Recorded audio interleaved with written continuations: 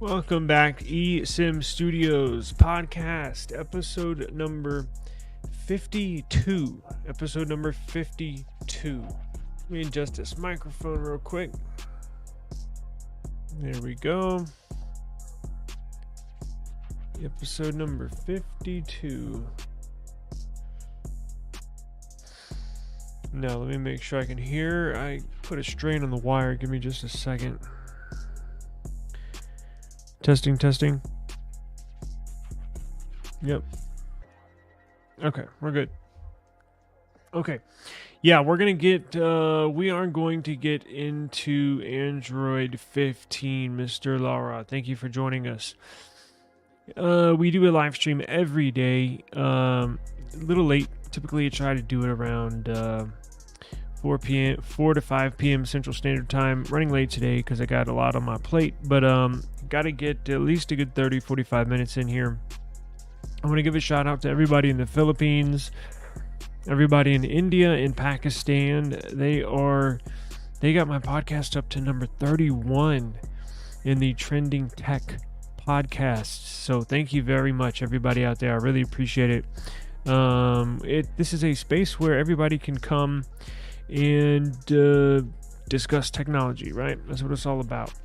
So I love it. I'm a nerd, and if you're watching, I'm sure you are too. So you're in the right place. Android 15, the big news of the day. Let's jump right into it. And also, real quick, before we get started, Google Fi. Side note, Google Fi is a sponsor of the eSIM Studios podcast. There is a link in the video description. Oh, you're a Pixel 8 Pro owner? Yeah, I am too. What color is yours? You got the blue one like I do? Love it. I haven't used it much because I'm testing the new where are we at? The Nothing Phone 2A. I just got testing that. I'm actually gonna put my Google Fi SIM card in the Nothing Phone 2A. Go around town, see what the service is like. Apparently, it does work with T-Mobile, and Google Fi is a part of T-Mobile. So the Fi, you have the blue one too. Cool. Google Fi should work in the Nothing Phone 2A. I was gonna get out and do it today, but this week's been crazy. I'm developing 2 websites, and starting on two apps, or turning those websites into applications as well. It's going to go website, progressive web app, and then app. And then yesterday I had a bad migraine headache, so I couldn't really test the device the way I wanted to, but I plan on doing that tomorrow. So I'm going to switch the SIM card here. I switched the SIM card out in here after when I did the unboxing on Tuesday. I put it in. It works. I just need to go test the how good it is. You have Google Fi as well? Cool. Awesome. Very, very good. Yeah, we have, they sponsored us, I think, going on, about a couple weeks now, so... Yo, you said you live in Kansas City. Are you a Chiefs fan? If you are, I actually have I got multiple YouTube channels, Carlos. I have this one, and then I have a Chiefs YouTube channel. I think it has like 17 or 18,000 subscribers, and I'm actually making a website for my Chiefs. You are? Sweet. Watch this. Okay, here, I'm gonna go to my channel. Watch. I'll bring y'all along. Watch this.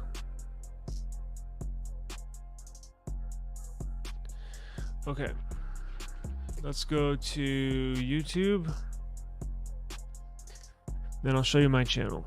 Well, not that one I'm on, but go to Chiefs Studios. This right here. That's my channel right there. 17,000 subs. That's me and my broadcasting friend run that channel. I own it, and he jumped on to help me out. But we cover everything. He interviews players and stuff because he's in the broadcasting world, like old school radio. So I brought him aboard to bring on players and retired players and stuff like that. So yeah, it's awesome. We're getting everything revamped for next season. For the upcoming draft, I got a new website, interactive website. Going to do an actual application so you can download onto your Pixel 8 Pro. Very cool. Cover the Chiefs. Oh, what a fun year. Okay. Yeah, so subscribe to that and would appreciate it. And we cover everything Chiefs. So I'm sure I'll see you over there, Carlos. Okay. Now, getting into Android 15. So I was very, very, very busy today. Well, as I mentioned. And I didn't realize Android 15. I knew that 15, the first developer preview, was released not too long ago. I just didn't know DP2 developer preview 2 was released today, right? But I did look into it. I did my own research. I mean, I've known for a couple hours now, but I usually never install the very first developer preview because there's tons of bugs. Some apps still don't work, like the banking apps probably still don't work. It's a developer preview. It's not even an official beta because I run beta software. All my devices that can have beta software have beta software. So I got the Pixel on the official beta. I have the Nothing Phone 2, wherever that's at, on their official beta. I'm waiting for the 2A to jump on board. So I love running beta software. It gives me a first-hand look at what we can expect, right?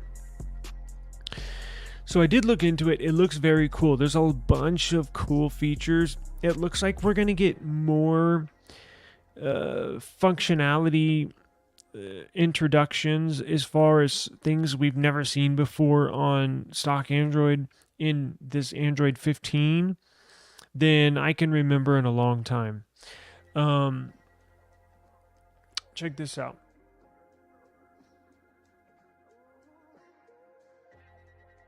Where are we at? Okay, so, and one of those features is satellite connectivity. So when the iPhone was released, in September, their big deal was satellite connectivity. You can technically, if you have a clear sky, meaning you're not in a forest where the trees can block the signal between you and the satellite, or you're not inside a building, right, that will block you and the satellite signal. It's just like a satellite. Yeah, do y'all remember those old school satellites on the back of homes, right? Those ginormous ones, or even the newer ones like Dish Network, right? If anything blocks that, the smaller ones, if anything blocks that, you're not going to get a signal. It has to have a clear path to the satellite. The phone connectivity via satellite is the same thing. So that is the one downside to using it. But iPhone users, Apple was bragging about that late September when the iPhone was released. And apparently this is implemented in Android 15. Now, we might see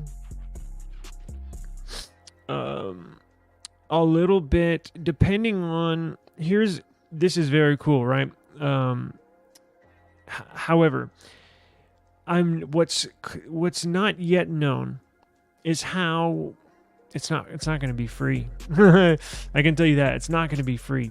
Now, I think they're going to set it up through the carrier. So whoever your carrier is, assuming that they are going to offer it. Now, look, I don't think these smaller companies, maybe I might be wrong. I have no idea because that was not really clear. I think T-Mobile has announced, which may be good for Google Fi users, that they are going to support cellular connectivity on specifically Android devices because they announced that they were doing it for their iPhone users. So if they have, now it's going to be the same technology. It's actually going to be the very same satellite that the iPhones are connecting to and from. It's going to be the same satellites your Android device is going to be connecting to and from. Now, this will allow you to basically travel the world and or message people and or call people and technically have data as well without having to worry about getting your phone unlocked if you go to Europe or you're traveling to Mexico or shoot even down to the Caribbean where they may not have the traditional T-Mobile carrier or Google Fi that you're used to. Well, now you can take your number with you essentially anywhere in the globe and still have your same phone number, not have to unlock your phone as long as you have a clear path to the satellite up above, right? Now, that's not the only thing. There's some other cool stuff here. So, they rolled out Android 15 developer preview number 2. It's not really encouraged to install it. If you were a flashaholic like I used to be, I used to flash ROMs almost on a daily basis. When XDA website was really big, maybe 8 years ago. I might do it because I don't depend on my Pixel every day. I might wait a day or two to see what the other reactions are, to see what functionalities work and what don't. But I usually am pretty quick to jump on these. I just don't ever do the very first developer preview of any Android software version just because not much works. But these Google developers are hard at work. They all day, every day, all they do is code, find bugs, and fix them. So they usually get pretty good after the second and third iteration of it is when I usually do it. And to tell you the truth, I haven't really incurred that many big bugs. But if that's all I had, if I solely had to depend on just one phone and it was my Pixel, I probably wouldn't download and install it until the official beta comes out. But we're not far away. We're not far at all. Android 14's been out for a while, so should get rolling here pretty soon. Let's see. So does this article have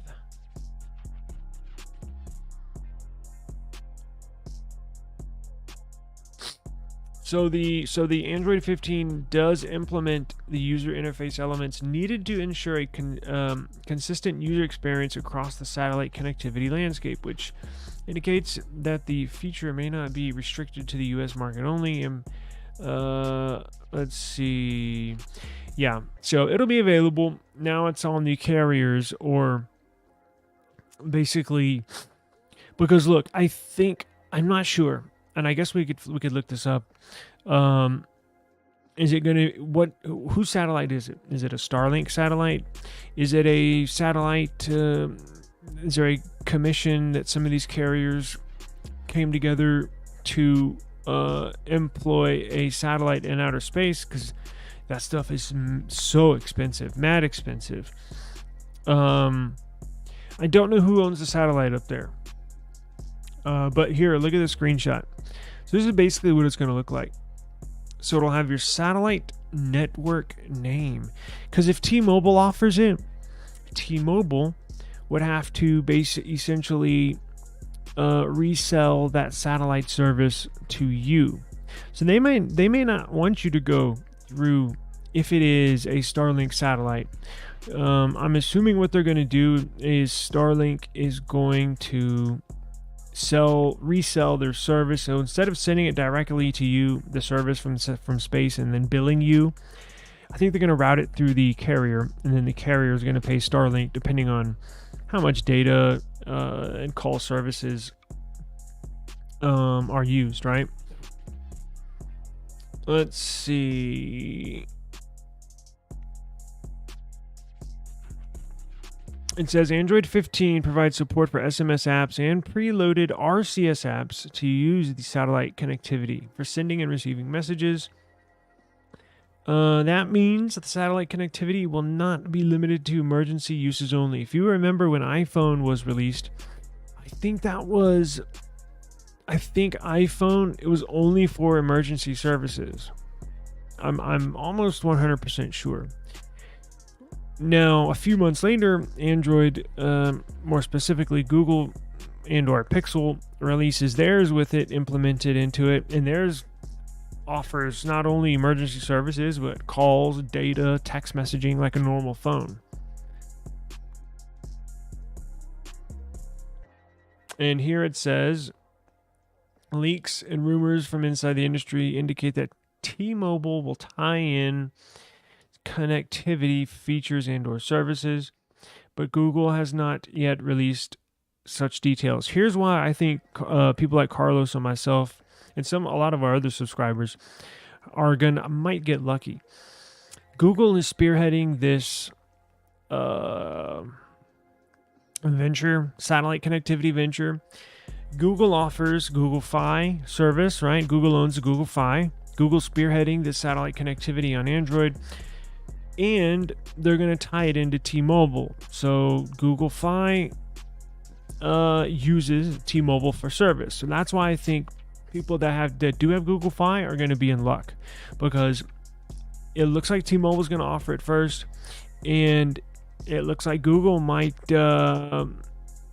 somehow implement their services or some sort of plan to incorporate that, right? You may have to pay a little extra, right?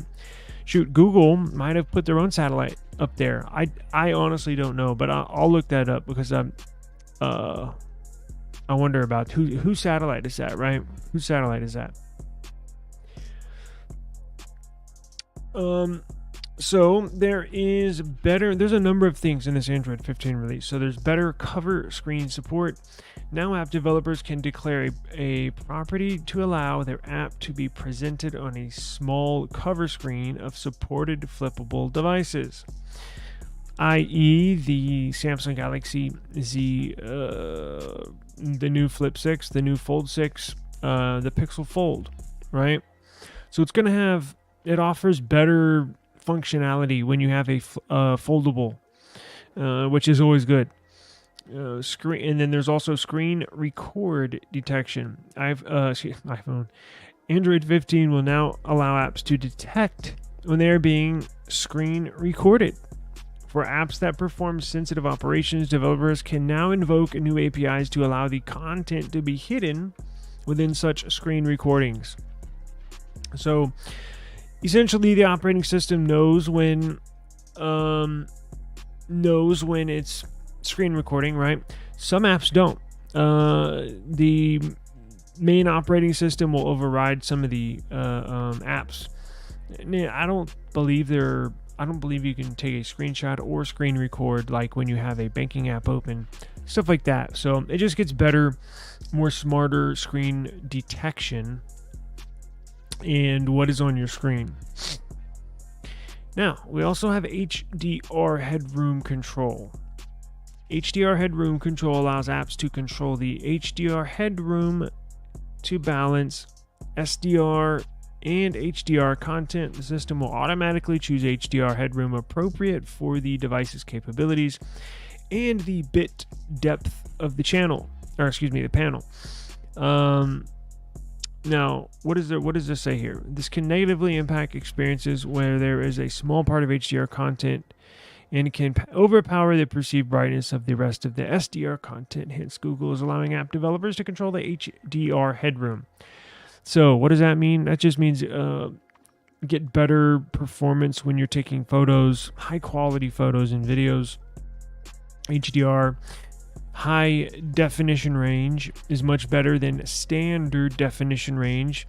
And the bit quality, bit depth of color, right? Sometimes you'll see, it's a 10-bit. If you're ever in the market for like shopping for a monitor or a TV, you'll hear some get 10-bit color, some get 8-bit. I've seen 9.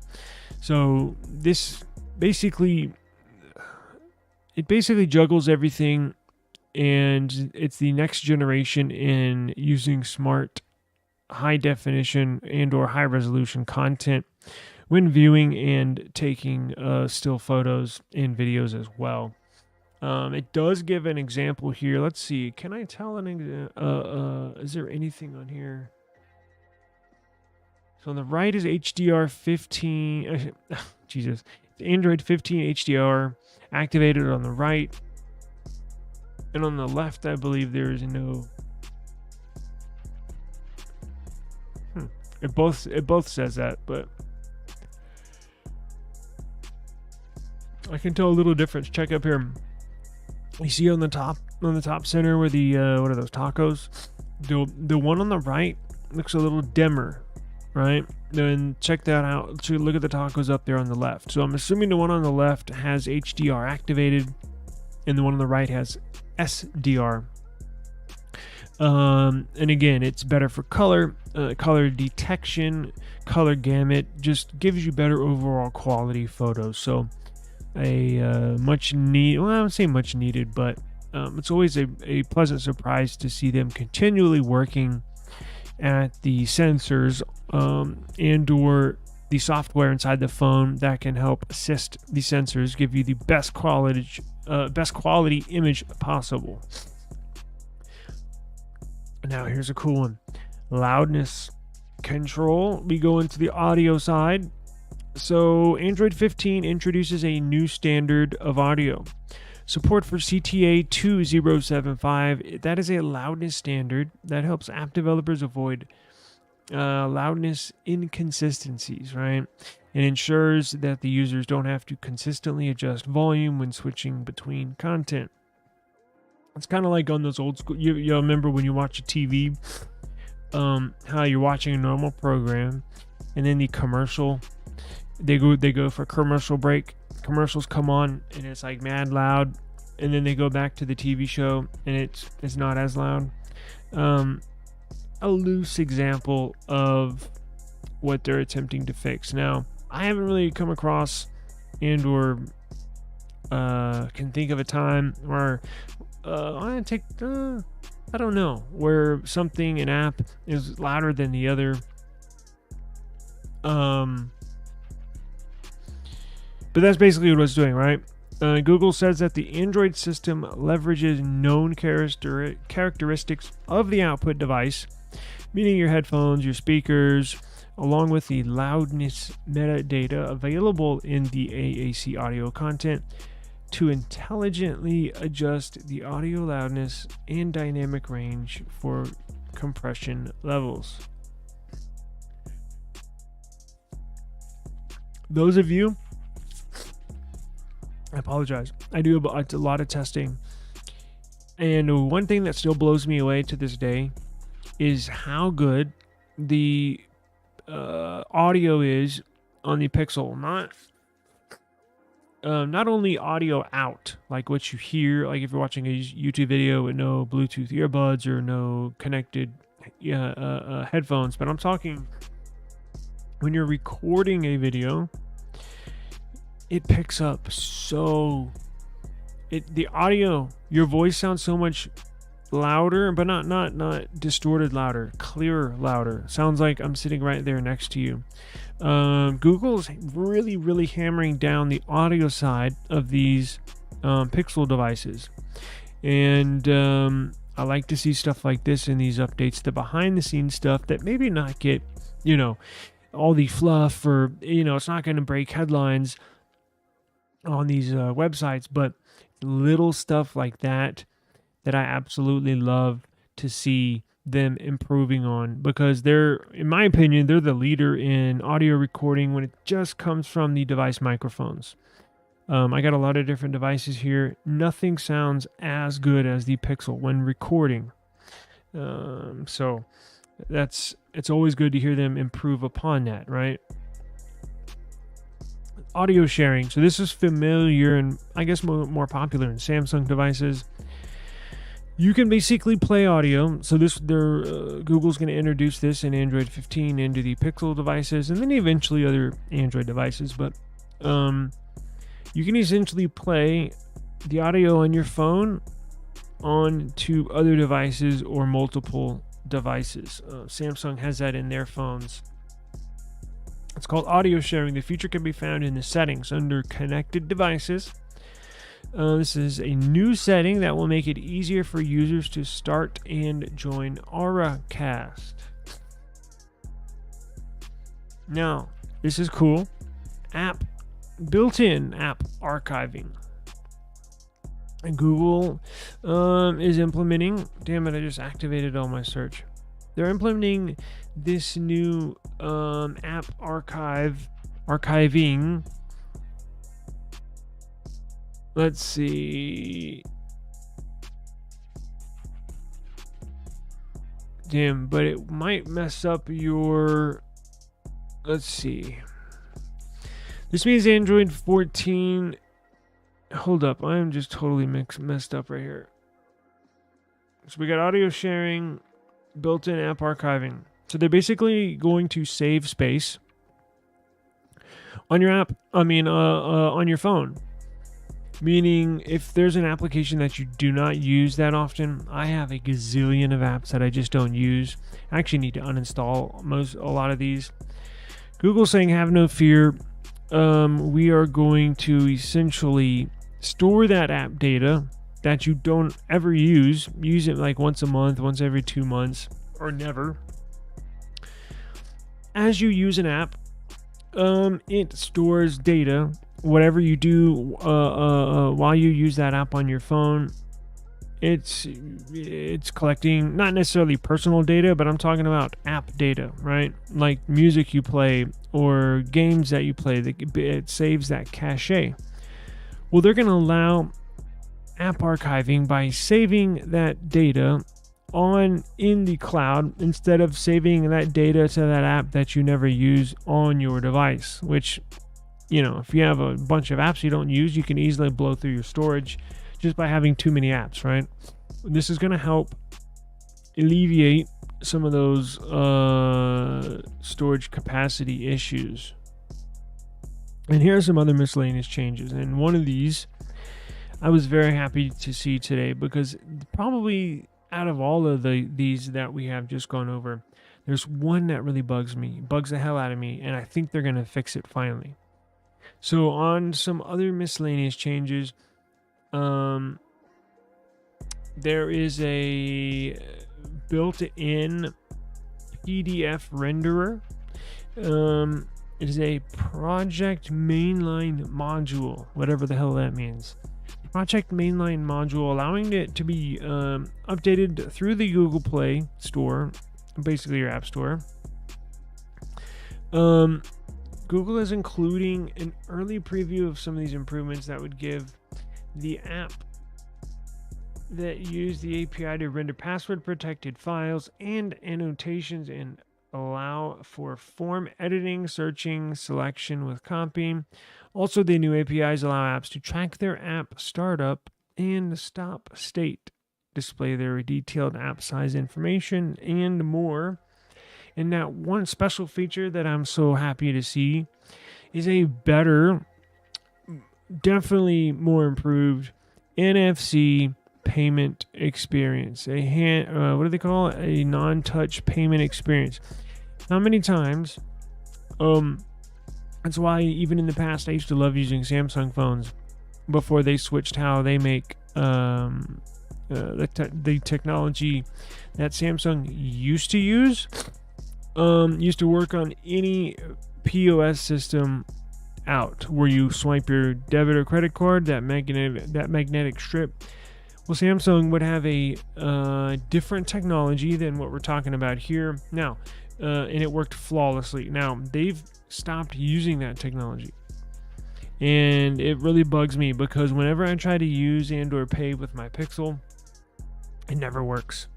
Plus, half the time, the retailers don't even have a point of sale system that takes Android or Google Pay. So that's frustrating. That was what I loved about Samsung, is that it didn't matter if the clerk knew that they accepted mobile payments or not. If it had a magnetic strip there where you could pay to swipe your card, that old Samsung method would work. Now they switched over to the same method that Google's using, I think 2 years ago, which is a huge bummer for me. But it looks like they're going to fix it. So smoother NFC experiences with these new APIs that will allow the device to listen but to not respond to NFC readers for security. This can be used to authenticate credentials ahead of first communication to an NFC reader, which would allow for a one-tap transaction in some cases. So it looks like they are going to address that. Now, if you're feeling a little risky, I don't want to say risky, but feeling a little brave, I should say, it is available to download and install right now if you have a Pixel device. It looks like Pixel 6 all the way up to the Pixel 8 Pro and tablet and fold. So you do have those. Excuse me, it's for Pixel 6 up to Pixel 8 Pro plus tablet plus fold. And just a quick reminder, I might install this, I might not. I usually will install a beta build probably I'm not sure. I'm trying to think. Definitely, I think on DP2 or DP3 is when I used to traditionally always install beta firmwares from the get-go. Not quite yet though. I'm gonna see. I'm gonna see what some other people are saying online, if they've had issues with it, if there's a lot of bugs. If everybody I hear and see say that it's good, then I might just do it. We will have to wait and see, but we'll have it on our device at some point, right? Okay, so that's Android 15. Big updates. Here is the app archiving that I was talking about. It'll help you save space without having you deleting your apps. Give me a second. Let me clear my throat. Just give me 1 second.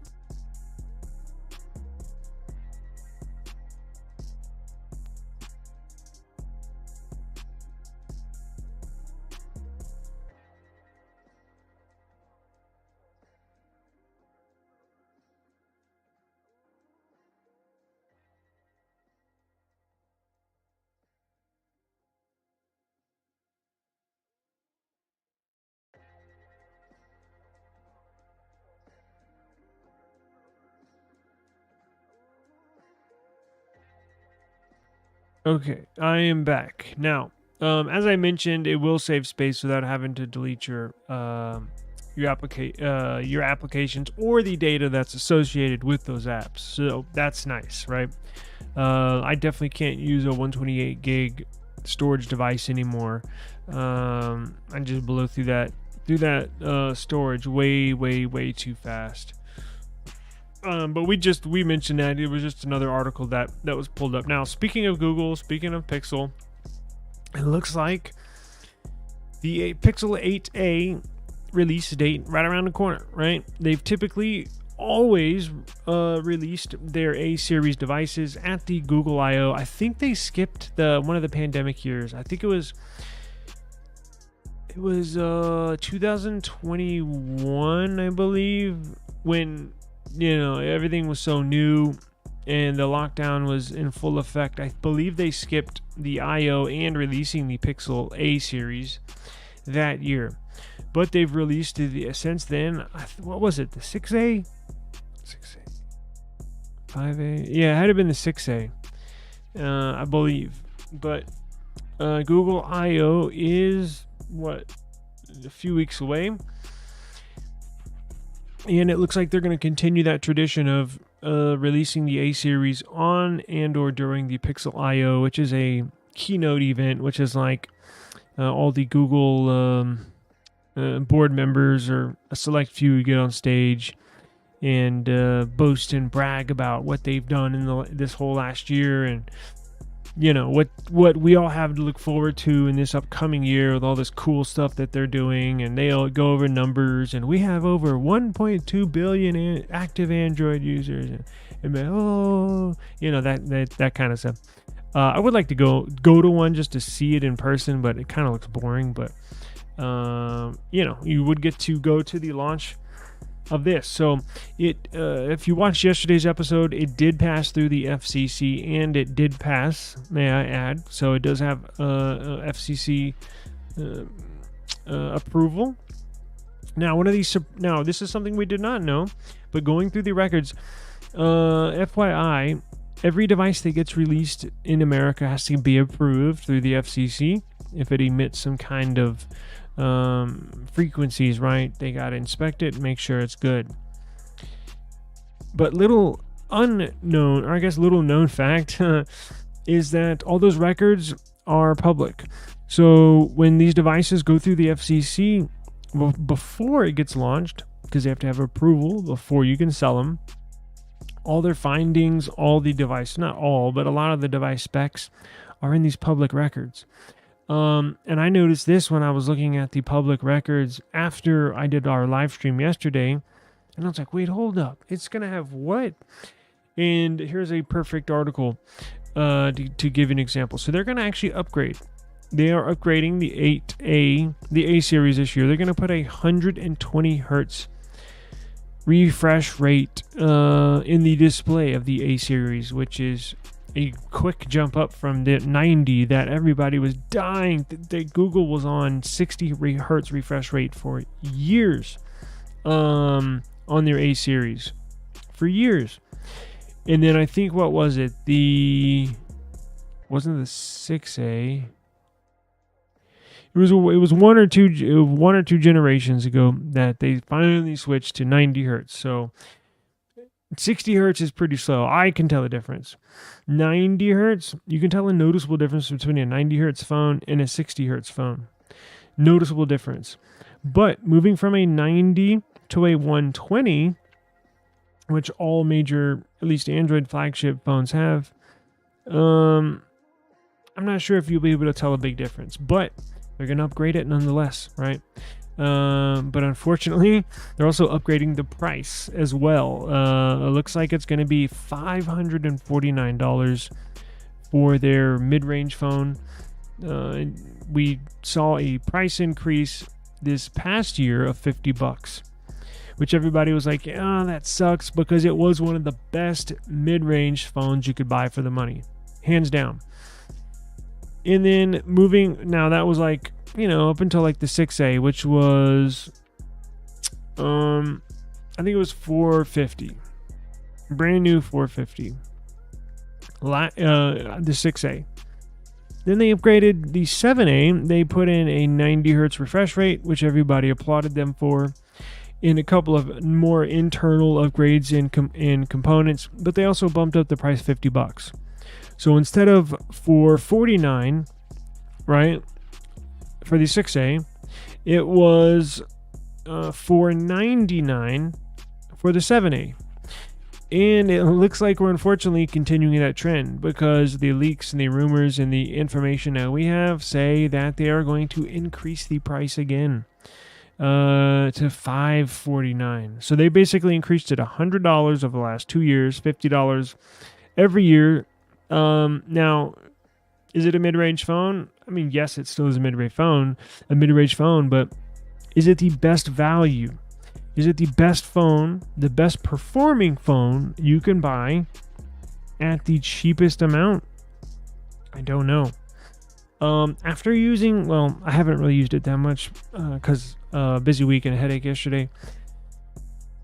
I think this might be. Now, I'm still going to test it. I got a lot of stuff to do tomorrow. I'm going to take this in my pocket, put a SIM card in here, and go around town, test it. Been taking some pictures. Pretty good camera. But I think this might be the best, very, very best value for your money. For your money, right? Because the S24 Plus, much better phone than the Nothing Phone 2A. The Pixel 8 Pro, or the Pixel 8, better phone than at least than the 2A. But this one costs $349, and you get spec'd out. You get a really good bright AMOLED display. You get a ton of RAM, a ton of storage. You can go. I can go down the list, right? But I'm going to save that for the review. And I did mention all those on the unboxing. But I think this might be the very, very best value for your phone. But Google is in a transition phase. If you're not familiar, their release cycle, their roadmap moving forward, they're changing stuff up a little bit.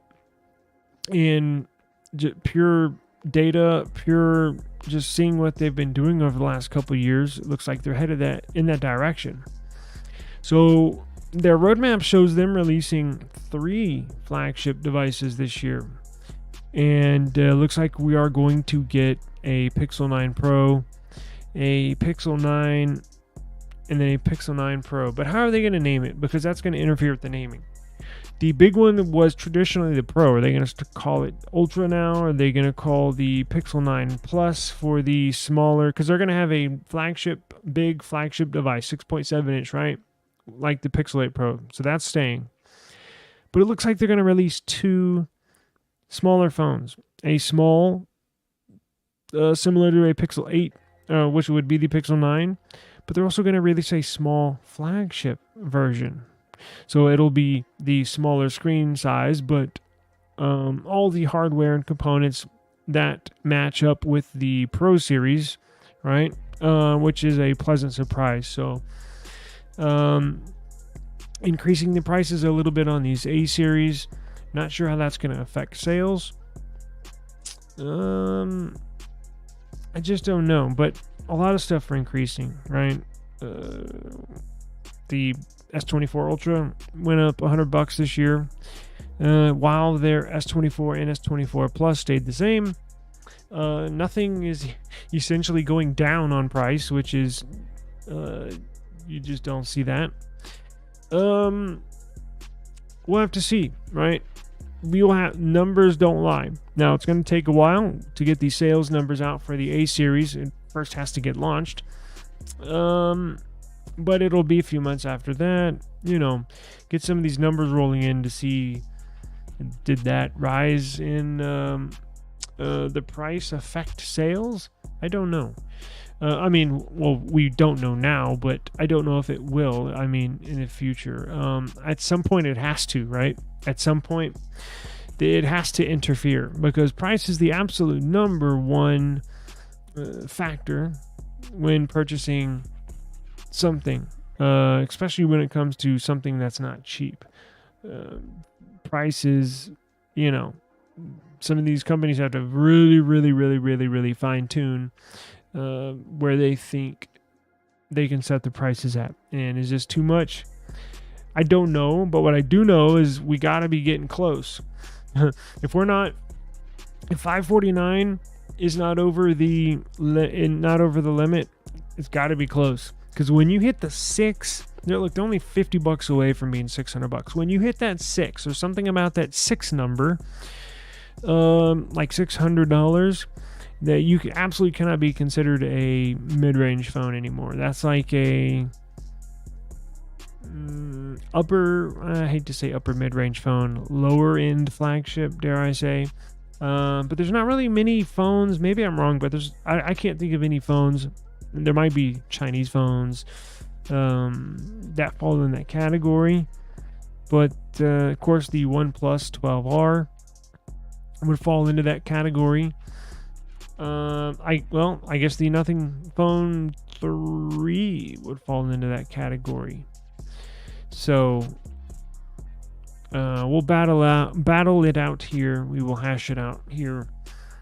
Got a bunch of testing to do, so we anticipate getting one of these, and we'll do a bunch of testing. So I was also considering getting a Pixel 7a and flashing Graphene OS on it. I think I had mentioned it a couple weeks ago that I had planned on doing that. And to be quite honest with you, I forgot. I was looking to buy one and just forgot. I got a lot of stuff going on, but I think I'm still going to do that. Graphene OS, if you're not familiar, is like and it's only for Pixel devices. It's basically a software, the stock Pixel software modified, but what they do that you can install onto your Pixel. But what they do is they take all the Google Play services, all the Google apps, they strip it out of the operating system. So you have a basic operating system without all the Google services, right? So the tracking, the measurement ID, the advertising ID, all that stuff that's tied to you will not be there. Location tracking is gone. Now you can enable it if you want to. I think it's the most popular security ROM, if you want to say, or software that's available, but you have to flash it yourself. Now, I was going to say, I wonder if there's a big market for buying those already pre-installed, right? So what if I bought like 7 or 10 Pixel 7a's, installed Graphene OS on all 7 or all 10 of them, and then flip them for a profit? I don't know how much that's in demand. I saw some on eBay for sale, but those were for sale for exorbitant amounts of money, basically double the price of the phone. And it's really pretty easy to install these software, and I'll show you whenever we do it. Basically takes 15 minutes, a couple clicks of your mouse, and you got it installed. So I don't see why somebody would pay twice just to buy the phone with it already on there, unless you think it may mess it up. But it's pretty hard to mess one of these Pixels up, because you can download the stock firmware. You can, even if your phone is bricked, you can still recover it. It's one of the easier devices to recover. The bootloader is real easy. Everything's all you need is a couple files. You can do a web installer to install the stock firmware from Google. So they're almost unbrickable now, almost fail-proof. But we'll get into that later. I don't know. I'll look into getting one, right? A few more minutes here. Speaking of what's going on, Daniel, thank you very much. Appreciate you joining us. How's that CMF watch holding up? Still good, right? I was thinking about that watch the other day. I was like, damn, that was a nice watch. Let's see. Yeah, Google Fi. I would think so. I would hope so. They're in the right position to, right? Because they own and are launching the software that makes it compatible with the satellites. Google is with Android 15. They are also owners of Google Fi. Sorry, I was thinking, which is good news, obviously, to offer it. And then they're also rolling off the backs of T-Mobile service, right? And T-Mobile was the only name that was mentioned in the carrier services for satellite connectivity. So it looks like Google Fi might offer that here sometime down the line. Yeah, I like that watch. It looks nice, man. Very, very nice. Okay, let's see here. Now, speaking of Samsung, speaking of Google, speaking of flashing ROMs and updating your device's firmware, look at what we got here. I know this was a topic of discussion a few weeks ago with the seamless updates. Well, it looks like, do y'all remember when Google basically said, well, they didn't come out and say it. Well, yeah, I guess they did, but they said, well, all Android phones, or any phone that's running Android, politically correct, at some point in the future are going to have to incorporate the seamless update method. And it's been years since they've said that, and everybody's like, yeah, whatever. Just kind of forgot about it, right? Well, look at what Samsung's doing. I think they've been pressured behind the scenes to kind of get something going. Now, Samsung implemented this on their mid-range phone. This was on a A55. It's equivalent to a, what is that? It's $400 or $500 phone, brand new. So it's considered mid-range, but they did not implement it on their flagship devices. Now, I guess I don't have time to get into what is seamless updates, but I'm pretty sure most watchers of this channel know what that is. It's supposed to be the faster, easier, safer way to update your phone. But nobody else has implemented that except Google. But it looks like Samsung is the, well, at least, excuse me, I may be incorrect. There may be another non-Pixel device that has seamless updates that I am unaware of. Because at the moment, that's all I know is Google. Now, they were horrible at updating their phones, even with seamless updates, right? That was one of the advantages. You'll be able to update faster, and it will not interrupt the usage of your phone, because it'll basically update in the background while you're using your phone. Well, the old way was it would have to reboot, and then you will not be, and then once it reboots into with the new operating system, the new version, it does its thing in the background. You're kind of not able to use it. Google's was taking forever. I think I've mentioned it here numerous times. I think it was my 7 Pro. It literally took, and I had Wi-Fi. It was good Wi-Fi. I didn't know what the hell was going on. I was looking into it. I had strong signal that day. It took like 4 or 5 hours to update my phone. What the hell is going on? I thought it was boot looped, and thank God I set it down and said, I was going to start tinkering with stuff. But they weren't even following their own, pros or benefits when it comes to these seamless updates. But what do you say, Daniel? About 5 months ago, they made that statement or something made news of the sort where, our seamless updates are going to be a lot faster now. And we put them to the test. I got a couple videos out. It was probably 4 or 5 months ago where I just filmed it. I had an update, and I was like, all right. And so I sat down and hit record, see how long it takes. I think it took 7 minutes, 6 or 7 minutes from the time I hit download to the time it actually rebooted and installed and got back into the OS. I think it was about 6 or 7 minutes. And I think the very next week I timed my Samsung. At that point, it was the S23 Ultra. I had an update for that one, and I timed that one. And it actually, I think it beat, it did beat the Pixel. Now, it does matter how big the update is, right? Is it only 300 megabytes or is it 1.7 gigabytes? That makes a difference. And I don't remember. I could go back and look into the video, but nonetheless, they are moving forward with this seamless update. We'll just have to wait and see what other manufacturers pick this up. They said it will be required on all future Android devices. Required. They put an emphasis on required, but I don't know. It is what it is, right? A lot of this go right over people's heads, but I like this stuff interests me. So anyways, we will have to see how that goes and if Samsung implements that on more models, right? So at least it looks like they're starting to get the ball rolling on these seamless updates. Thank God. Your March update took about 40 minutes. Wow.